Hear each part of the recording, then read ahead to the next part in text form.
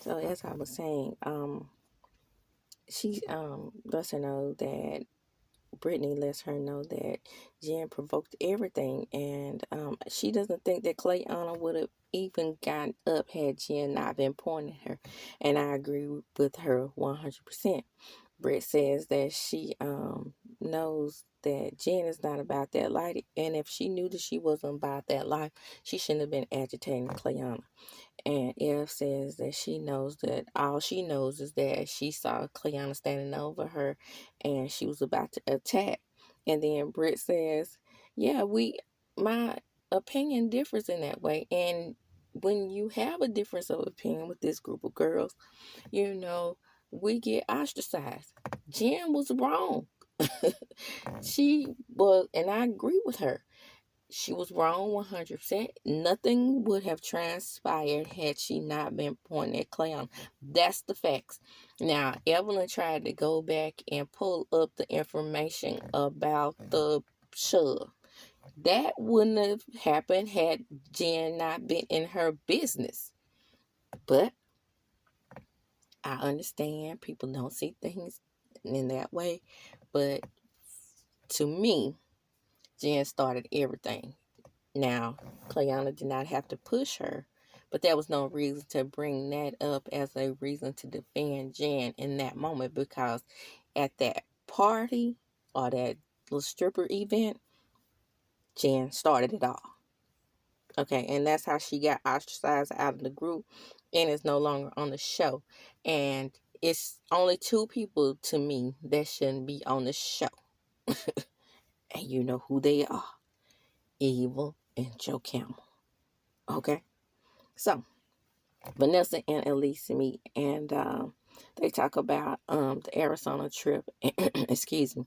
And Van thinks that Ev is thinking that she may be in a current domestic V situation, and she was like, "No, not really. My current marriage. He hasn't put his hands on me. I had a miscarriage, and I'm still reeling from that. Moving right along." Jessica calls her mom and she apologizes to her for resenting her. And, because now she's in her shoes.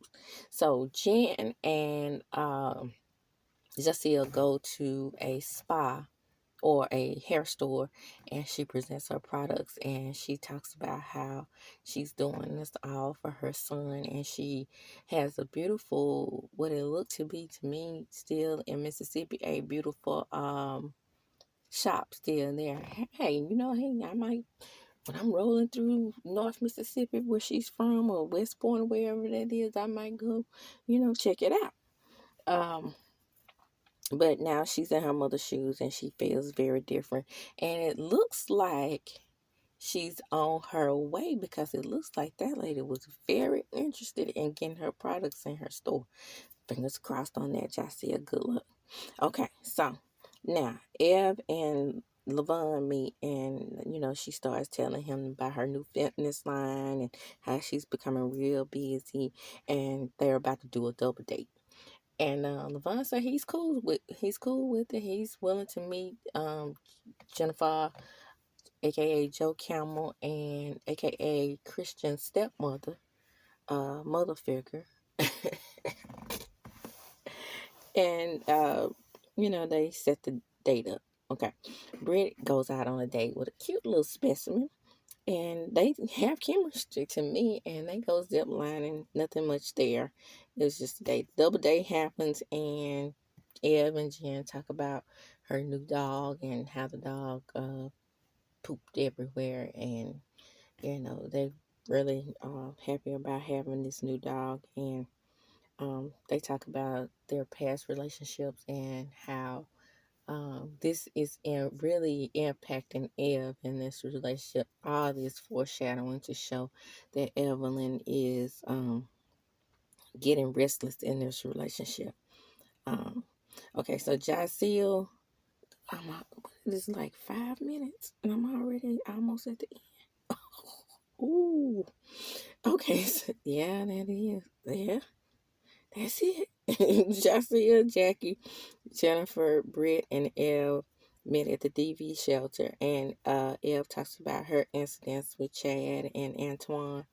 Now, I don't recall her saying that she had a DV issue with Antoine, but Antoine was so volatile. I remember him when he played with the Boston Celtics. I think he played with the Milwaukee Bucks too. Basketball fan here, so I can give you the 4-4-1-1-1. And I remember Evelyn being on the sidelines with him, but I was like, at that time, I was like, ooh, because you know how we are when we watching basketball, we checking for the black women. I'm just keeping it 100. And I always thought that Ev was biracial or something. But anyway, I remember her with him, and I don't recall her mentioning that they had a DB situation. Drop down in the comments if you remember that. But anyway, she talks about Chad and how this relationship was so toxic, it is causing her not to be happy in her current relationship. And I mean, you can bring baggage from your previous relationship, but Levon or Devon or whatever his name is, he's just an all around good guy. I did not see the proposal. I did not see Tamar's excuse me. I didn't see Tamar's proposal either, because I got just interested in the Queen's Court. Then Britt talks about her toxic relationship and how things are getting worse and worse between her and her children's father. Apparently, each and every one of them have experienced some type of DV situation. Now, what I'm questioning is, what was Jackie's? I'm trying to figure out if that DV situation is with Takara's dad. And if it was, that might be why she resents Takara. And, you know, she reminds me, now from the beginning, she has always reminded me of that mother who disliked her daughter on Young and the Restless. If you watch Young and the Restless, you know it was a mother on there. I think her name was Lily. And I don't know why Drew ended up naming her daughter Lily after her mom, because her mom and her had such a contentious relationship. But I believe the mom name was Lily. Anyway, Lily was resenting Drew because the way Drew came into the world was in a DV situation or violent. It was a thing where her dad was drunk and he, kind of violated Lily. And Lily always resented Drew. And then Drew, I remember this scene so clearly. And Drew like, well, why did you have me, mama? So I'm thinking that might be a situation that happened with Takara, and that might be why she kind of resents Takara. And not only that, she's not Doug's child, and she is dark skinned. So you have a lot of issues that may have happened there, and that need unpacking. So moving right along, Jennifer talks about when she got the drink thrown in her face by Knot, and Knot threw the drink in her face, and she said it was just so embarrassing, and it caught her off guard, and her eyes, they burned so much. And now that is probably the only time, well, I did feel sorry for Jen when Evelyn tried to beat her up. I think Evelyn even hit her, if I'm not mistaken.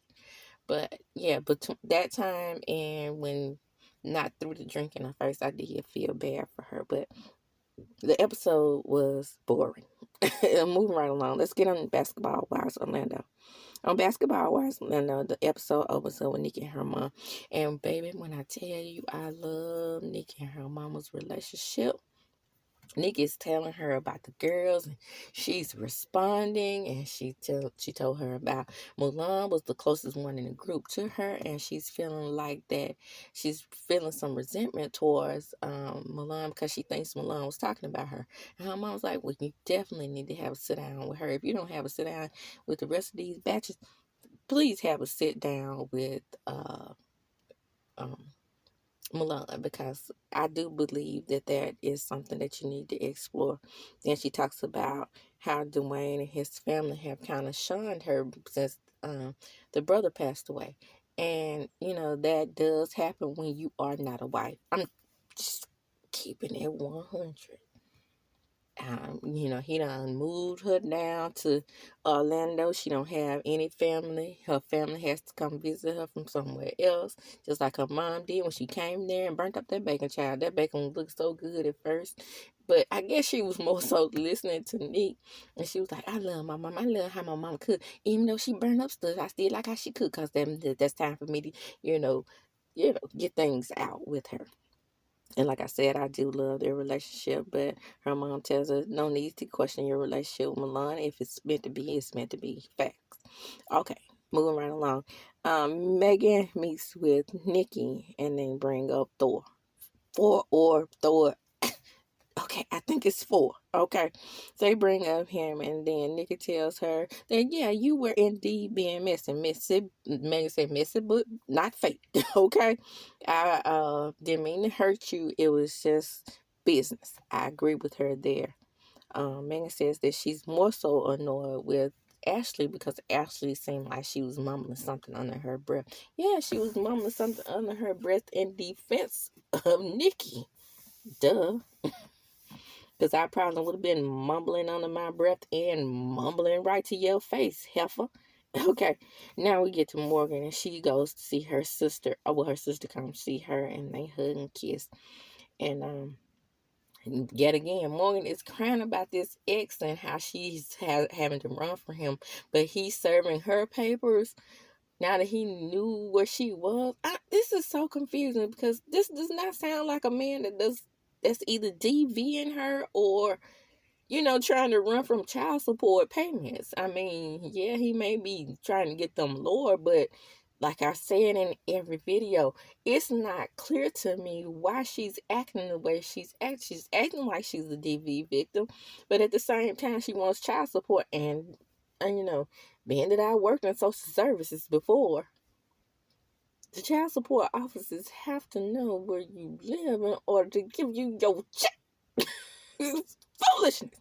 But anyway, Morgan says she feels like she's going into a dark place, and that's not where she wants to be. Okay. So Ashley and Tom, ooh.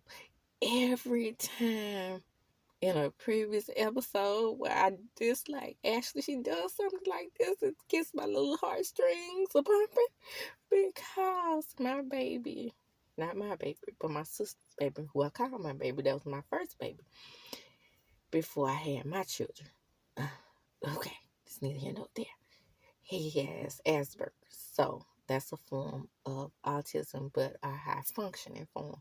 And I think that might be what was happening with Tony. But anyway, he had a city camp, and he changed that camp to. Dog, why am I emotional? Anyway, he changed that camp to represent kids on the spectrum, and since he was recently diagnosed, that was an awesome thing. He is more in tune with what's going on with these children. Amazing. Okay, so Lindsay prepares for her gender reveal, and she's ready to know what's inside of her. And old boy comes, her man who seemed like he wasn't concerned about her in the past. He has come to do a gender reveal, and they do it big, honey. It's a Ferris wheel going between blue and pink, and Megan says in confession now she's having baby fever, but now she knows that she may not be able to have kids with old boy because old boy is pressuring her to have a relationship with her mom. But blue, green, blue, pink, and it lands on pink. Okay, it's very emotional, very good scene. Ashley and Danielle meet. So Ashley is conflicted. She knows that Danielle and her are not really getting along at this point. However, she wants Danielle to be in this tournament because she knows Danielle can hoop. Okay, now if you can say anything you want to say about Danielle and Milan, honey, baby, they got the skills. They got the basketball skill. And so Ashley, being the bigger person, and I shout out to Ashley for this, meets with Danielle and tells her, let's put our issues to the side and come to this event and do it for the kids. And Danielle agrees. Lisa and Morgan get matching tattoos, her sister. And that was a cute scene. I want to do that with my sister. But um, I don't like to be in pain. I don't like to have any type of pain. Okay. After giving birth to 2 babies in my 40s, baby, I don't try to do anything painful that is unnecessary. Okay. And so Mulan and Danny, they are cordial at the event, but Mulan just pretty much avoids her, and the event turns out to be a success. Megan and Dre, they go out on a date in the next scene, and Dre is being a total jackass. It is what it is. He's being obtuse, nonchalant, everything that you can be as a person that is not in her situation, and no empathy. I mean, he could show her some empathy. She's trying to tell him about how things are going with her mother, and she put her pride to the side and met with her mean ass mama, at his request. Foolishness. Okay. So Mulan, in the last scene, Mulan and Nick meet, and they have a beautiful conversation. Mulan is upset. She's crying. She's like, well, in my feelings, I believe that you allowed these women to tell you something I said that I did not say. Okay, what's the word? I had a friend circle at this place where I used to work called Bell South Mobility. And we had a clique, right? And we had the mean girls that were in a certain clique. And these girls wore Louis Gucci Prada for whatever reason. I don't know. Because we were middle class. We made good middle class money. But we didn't make Louis Gucci Prada money. Okay? Not in my opinion. But so they wore these types of outfits, but I was cool with them. But the other ladies that I hung with were not cool with them. And I've always been like that, because I told y'all the story in one of my other videos about how when I was in high school, I hung with the girls they called the snooties. And then I had other friends outside of the snooties. So I understand where Mulan is coming from, because Nick is like me. She has that kind of personality where she can weave in and out of different relationships. So when she's weaving in and out of these relationships, they always think that you are the messy one. And they did me that way. And I was the type of person that never would spread information back and forth between the groups that I was in. I'm just not like that. My mother didn't raise me like that. She told me, if you're going to be a friend of somebody, be a friend of somebody and hold their secrets. If they tell you something, keep your mouth closed. And I live by that. That's why me and my best friend have been friends for 40 years plus. Okay. So anyway, Mulan says that she didn't come to the gender reveal because she knows that the other batches was going to be there who had spreaded this information about her. And I'm on the fence. She might have said something in regards to, Mulan's, Nick's boyfriend. And that might have been just it. It might not have been even anything major. I don't know. It's something about her, maybe of calling her maybe like goofy or ugly or messy or something. But that might be something that just Danielle came up with on the fly, being a batch, because Danielle is indeed a batch. However, here we go. Me and my empathy, I do feel for Danielle in this last scene. She's going through things with Rashad, and Rashad is trying to take her kids. And she was like, she will never be the type of mother where her children are taken. And the person that she was there for the most is not being there for her. And that is Morgan, surprisingly. Wow. We about to see some dissension between the mean girls. Let's see how this works out. They are going to meet with each other, and Danielle is going to seem a little cold to Morgan. So we'll see how it pans out. We see if they have that good Jennifer and Evil's relationship. And that is going to end that episode. Thank you for subscribing to my channel. I am now up to 91 subscribers. Thank you so much. And with that, I'm going to close by chunking them up as I do. Deuces.